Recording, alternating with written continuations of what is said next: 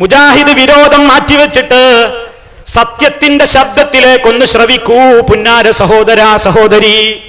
ഫാത്തിമ ബീവിയുടെ നേരെ കൈവക്കിയിട്ടില്ലാത്ത, ആയിഷ ബീവിക്ക് കൈനീട്ടി കൊടുത്തിട്ടില്ലാത്ത മഹാന്മാരായ ഒരൊറ്റ സഹാബത്തിന്റെ നേരെയും കൈ ഉയർത്തി കാണിച്ച് വഫാത്തിന്റെ ശേഷം അത്ഭുതം കാണിച്ചിട്ടില്ലാത്ത മഹാനായ ഇമാം അബൂ ഹനീഫ റഹ്മത്തുള്ളാഹി അലൈഹിക്കോ, ഷാഫി ഇമാം റഹ്മത്തുള്ളാഹി അലൈഹിക്കോ, ഇമാം മാലിക് റഹ്മത്തുള്ളാഹി അലൈഹിക്കോ, അഹ്മദ് ബിൻ ഹംബൽ റഹ്മത്തുള്ളാഹി അലൈഹിക്കോ ഇന്ന് വരെ ആ ഖബറിൽ നിന്ന് കൈ കൊടുത്തിട്ടില്ലാത്ത പുന്നാര നേതാവ് കൈ കൊടുത്തു പോലും.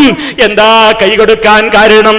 ഫിഹാലത്തിൽ ബുഅദി റൂഹികും തുർസിലുഹാ തുഖബ്ബിലുൽ അർദ അന്നി വഹിയ നായിബതി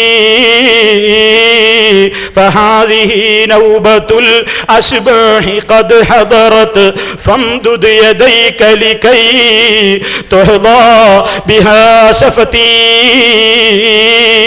പുന്നാര നേതാവിന്റെ ഖബറിന്റെ മുമ്പിൽ ചെന്നുകൊണ്ട് എത്രയോ കാലങ്ങൾക്ക് ശേഷം വന്ന അഹ്മദുൽ കബീർ റിഫായി എന്ന മനുഷ്യൻ പറയുന്ന പോലും എത്രയോ കൊല്ലമായി പുന്നാര നേതാവിന്റെ ഖബർ ശരീഫിലേക്ക് എന്റെ റൂഹാണ് സിയാറത്തിന് വരാറുള്ളതെങ്കിൽ ഇതാ ഫഹാദിഹി നൗബത്തുൽ അസ്ബാഹി, ഈ ശരീരത്തോടെ തടിയോടെ റൂഹോടുകൂടി അങ്ങയുടെ തിരുഹദറത്തിരിതാ അഹ്മദുൽ കബീർ വന്നിരിക്കുകയാണ്.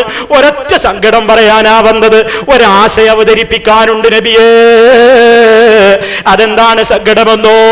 ഫംദുദ് യദൈക ലികൈ തുഹ്ദാ ബിഹാ ശഫതി. അവിടുത്തെ തിരുകരങ്ങളൊന്ന് ഉയർത്തിത്തരണം ഈ അഹ്മദുൽ കബീറിന്, ഒന്ന് പൊക്കി കാണിച്ചു തരണം അവിടുത്തെ തിരുകൈകൾ. ഞാനൊന്ന് മുത്തട്ടെ, എന്റെ ചുണ്ടുകൾ കൊണ്ടൊന്ന് ചുംബനം നടത്തട്ടെ.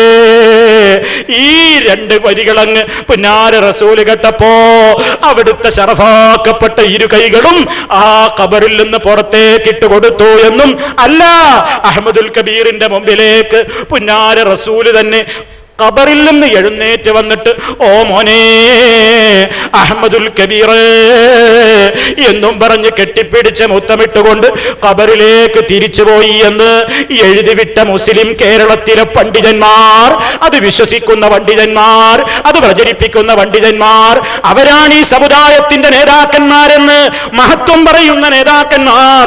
ആലോചിച്ചു നോക്കിയോ പ്രിയപ്പെട്ടവരെ, ഇത് ഇസ്ലാമാണോ?